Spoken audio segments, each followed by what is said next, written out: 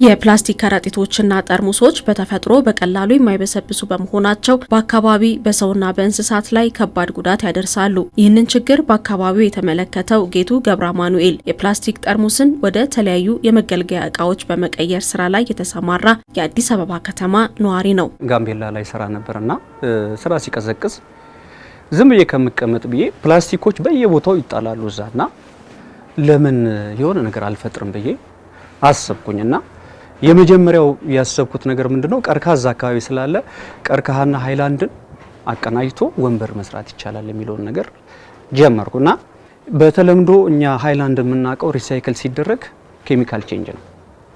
ኬሚካል ቼንጁ ዓለማችን ላይ ጉዳት እያስከተለ ነው። ስለዚህ እኔ ምን አሰብኩኝ ይሄን ለምንድነው ባለበት የቅርጽ ለውጥ በማድረግ ወደ ፕሌት ለውጦ ለምን ጥቅም ላይ መዋል አይቻልም የሚለውን ነገር ሰፋ አድርጌ የጀመርኩት። በዚህም በተለያየ መንገድ ወንበር፣ ሶፋና ሌሎችን በመስራት ላይ ይገኛል። ይህ ደግሞ ተጠቃሚዎች በአነስተኛ ዋጋ በመግዛት ረጅም ጊዜ መጠቀም የሚያስችላቸው ነው። ከስብሰባው ጀምሮ እስከ ምርት መጨረሻው ድረስ ምንድነው ሌበር ኢንቴንሲቭ ነው። ስለዚህ በስሩ በጣም ብዙ ሰራተኞችን ያካትታል ማለት ነው። የጀመርኩት ምንድነው በወንበር ነው ማለት ነው። ከዚያው ጠረጴዛ፣ የአበባ ማስቀመጫዎች፣ ጃንጥላ እያልኩ ሄድኩ ማለት ነው። በብረት ነው ያየቻቸው ያሉት።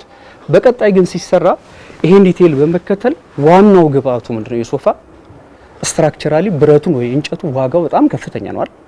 እሱን ዋጋ ወደዚህ ስታመጪው በእጅግ በጣም በረከሰና በቀነሰ ዋጋ ይሄን ነገር ማቅረብ ይቻላል ማለት ነው ለህብረተሰቡ። ከዚህ በተጨማሪ የፕላስቲክ ጠርሙሶችን በመጠቀም የወንዝ ዳር ልማት ስራዎችን የሚያግዙ ግብአቶችን እየሰራ ይገኛል። አሁን ወደፊት የኔ ስራ ወደፊት ሲወጣ ማለት ነው ግንብን ያስቀራል። እንዴት ያስቀራል?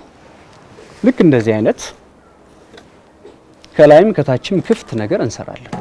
ውስጡ ብሬሲንጎች ይኖሩታል፣ ማጠናከሪያዎች። ስለዚህ እዛ ውስጥ ላይ አፈር ትከቻለሽ። ስለዚህ ያ ናዳም ሆነ ሌላ ነገር መቆጣጠር ይችላል ማለት ነው። ስለዚህ ወንዝ ልማት ፕሮጀክት ላይ ሪቴኒንግ ወሎችን ተክቶ መስራት ይችላል ማለት ነው። ሌላው ደግሞ ምንድነው አሁን የኮሪደር ልማት እየተሰራ ነው። የከተማ ግብርና የገጠር ኮሪደር የሚመሳሰሉት ብዙ መናፈሻዎች እየተገነቡ ነው። እዛ ቦታ ላይ ምን ያስፈልጋል? ጥላ ያስፈልጋል።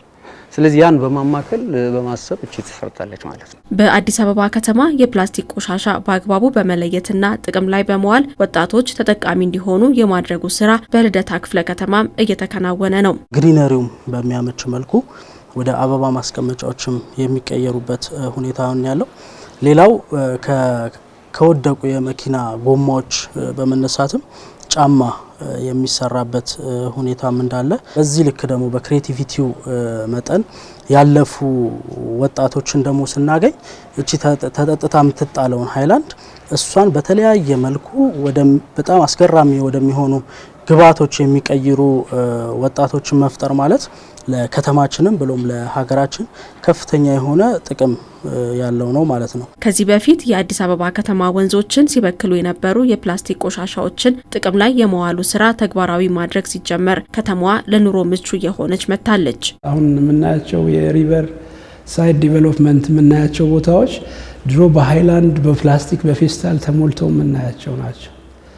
ይህን ጽዳት ከጀመርን በኋላ የተጠቀምሽበት ሃይላንድ ጠርሙስ ከእጃችን የሚቀማበት ነው አይደለም ወንዝ ዳር ላይ ለመጣል ከተማ ላይ ለመጣል እና እሱ አካባቢ ይሄ ለውጥ እንዲመጣ ደግሞ ቤት ለቤት የምንሰራቸው የግንዛቤ ስራዎች አሉት። ደረቅ ቆሻሻን መልሶ የማልማት ስራ በ2013 ዓ.ም ጀምሮ ትኩረት የተሰጠው ሲሆን በዚህም ከ4000 በላይ ዜጎች በማህበር ተደራጅተው በቢሊዮን የሚቆጠር ገቢ እያገኙ ነው። ወደ 414 ማህበራት አሉ በመልሶ መጠቀምና ዑደት ማድረግ ዘርፍ የተሰማሩ ማህበራት ወደ 4000 የሚጠጋ አባላት አሏቸው። 1 ቢሊዮን 592 ሚሊዮን 162,468 ብር ገቢ አግኝተዋል ባለፉት 6 ወራት። ኢማጂን የአመቱን ኦልሞስት የ2017 አመቱ የፈጸሙትን የሚስተካከል ነው በ6 ወር የተፈጸመው። የፕላስቲክ ቆሻሻዎችን ወደ አዲስ ምርት በመቀየር ስራ ላይ ለተሰማሩ ወጣቶች የገበያ ትስስር እየተፈጠረላቸው ነው።